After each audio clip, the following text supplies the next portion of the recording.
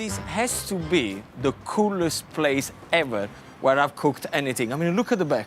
I've got the Colosseum behind me, a beautiful evening, and it's only fair that I'm going to show you a traditional Roman recipe. So what I'm going to prepare for you is bucatini alla carbonara.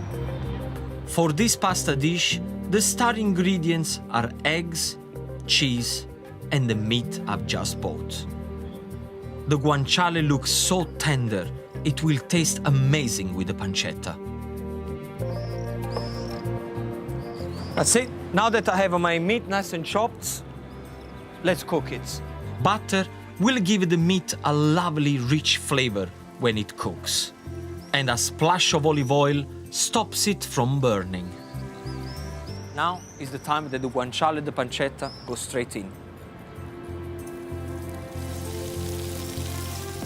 You can always use streaky bacon here instead. This Roman bucatini pasta is hollow, so it can hold more sauce. So you can imagine if you got a thicker spaghetti with a hole that it goes from one end to the other. But before we cook the pasta, is one thing that is very, very important is the water. What we want boiling hot water. And don't be shy with the salt. See? So bucatini goes in there. Onto my fresh carbonara sauce, and I'll promise you, it's really simple. 2 eggs, they're gonna go straight in there. I'm keeping this recipe strictly Roman, with local pecorino cheese. You perhaps are more familiar with Parmigiano Reggiano, Parmesan cheese, which is made with cow milk. Pecorino is made with the milk from the sheep. Carbonara comes from the Italian word for charcoal.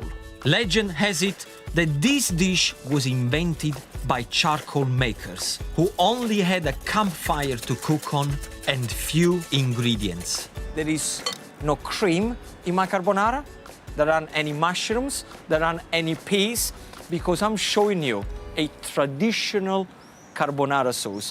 To finish, some finely chopped flat leaf parsley. Parsley goes straight into the eggs. See, this is the beautiful thing about Italian food. You can get 2-3 ingredients, put them together, good quality ingredients, and you're just gonna create a masterpiece. So we go, our pasta ready, nice and al dente, the pancetta and the guanciale hot, and our eggs mixture. Now is the time where you have to be very quick and mix everything together. So get your pasta, now that. With still water coming down, it goes straight into the pancetta. Can you see that sizzling there?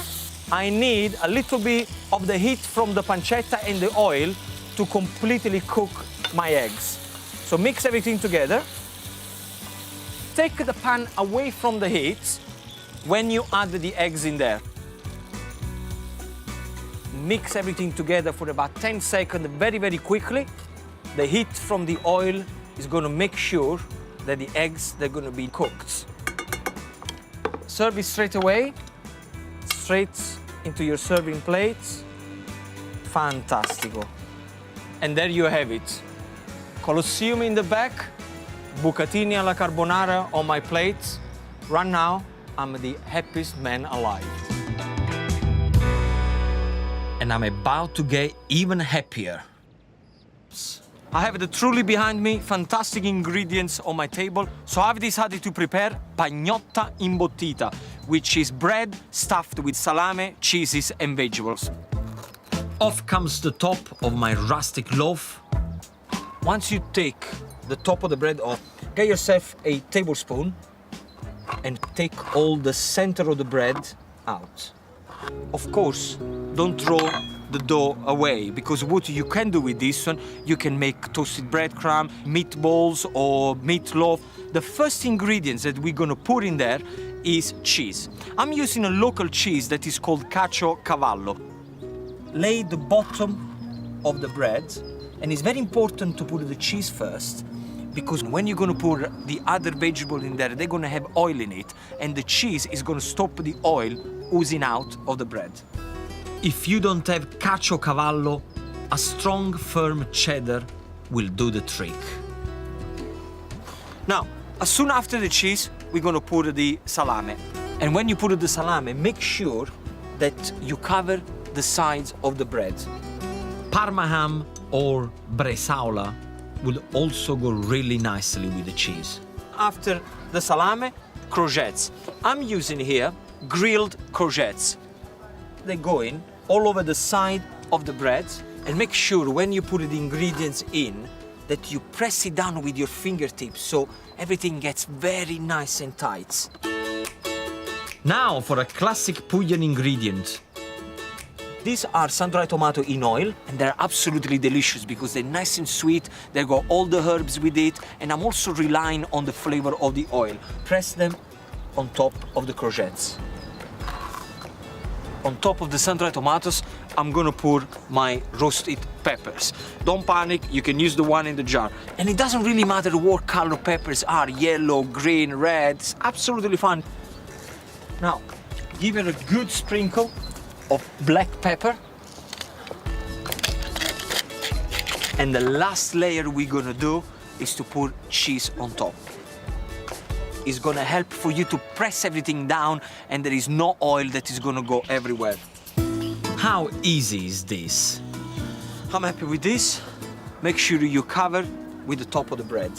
And then you're just gonna have to put a little bit of pressure on top. That's it, the job is done. Now let me show you exactly what you're gonna get in the middle of my stuffed pagnotta.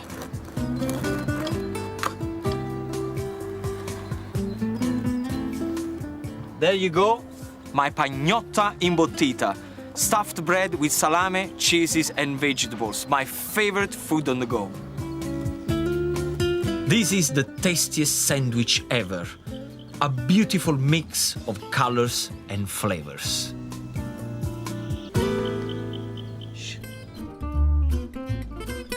So what I'm going to show you now is how to prepare lamb cutlets in honey and rosemary sauce served with a fennel salad. I'm kicking off with a dressing for the fennel salad. It starts with flat leaf parsley and extra virgin olive oil. Then some fresh lemon juice. And squeeze straight over the extra virgin olive oil. And a bit of seasoning. Just whisk everything together. And now to make it lighter, I'm gonna add water a little at a time.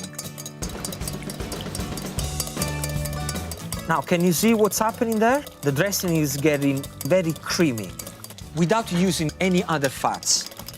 Nice. In with the parsley and whisking one more time. I adore that anisey taste of fennel. I'm not using the outer leaves or the hard hearts. A lot of people throw it away. I like it. Slicing the fennel thinly keeps the salad crispy and light. Make sure that the dressing coats the fennel all over. Before I fry the tender lamb cutlets, I'm going to use the Romans' favorite herb, rosemary. Strip the leaves from the stalk and go straight into the oil. The flavor of the rosemary is releasing into the oil. This is going to give a fantastic flavor to my lamb. I'm allowing the cutlets just enough time to brown and no more. Crispy outside, nice and tender inside. Now what you have to do is very important whenever you cook meats that you rest the meat before you serve it. All the lamb needs now is a delicious sauce. I'm going to use a very Roman ingredient, which is honey. Romans absolutely love honey, and I'm going to use that as the prime sauce for my lamb. Just make sure that you mix everything together, because what's going to happen is going to get all beautiful and caramelized.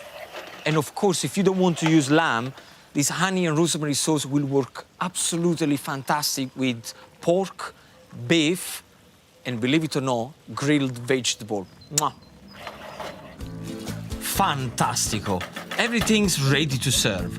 The fennel salad goes on first, and I hold it all together with that other Roman favorite, sliced pancetta. Next, the lamb cutlets. I make a little wigwam with them. And the last thing we need to do is to drizzle my honey and rosemary sauce on top of the lamb.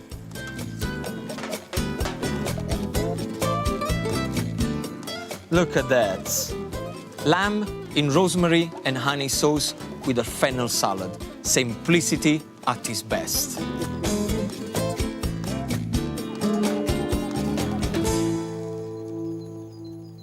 It's my version of baked beans on toast.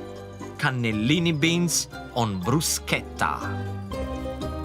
It's not bruschetta, but it's bruschetta, the sk, bruschetta. What it means in Italian is toasted bread with anything you want on top. I'm coating both sides of the bread with olive oil and salt. Now, what you have to do is to put the bread on a very hot griddle pan. If you don't have a griddle pan, you can always do the bread under a very hot grill. And now for the fried topping, starting with beautiful red onions. And this is exactly what you should hear, the sizzling of the onions into the oil. Of course, always keep an eye on your breads. This dish wouldn't be the same without delicious cherry tomatoes. I'll leave the skin on, I left the seeds on, just cut them in quarter, put them in the middle of your hands and just squeeze them. So all the juices, they're gonna be released with the onion.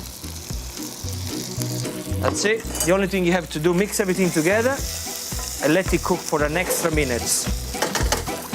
I'm happy with my breads. Have a look at this.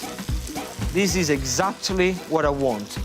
Golden breads with the oil and salt all over, beautifully toasted. Just let it rest, because as the bread is resting, the crust is going to be even harder, but inside, nice and soft.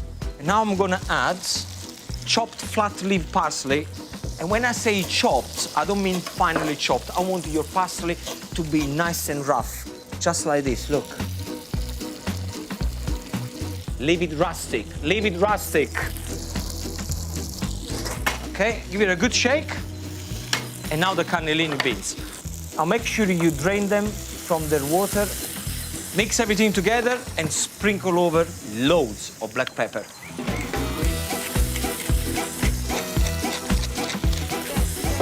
Now, have a look at this, all this bubbling.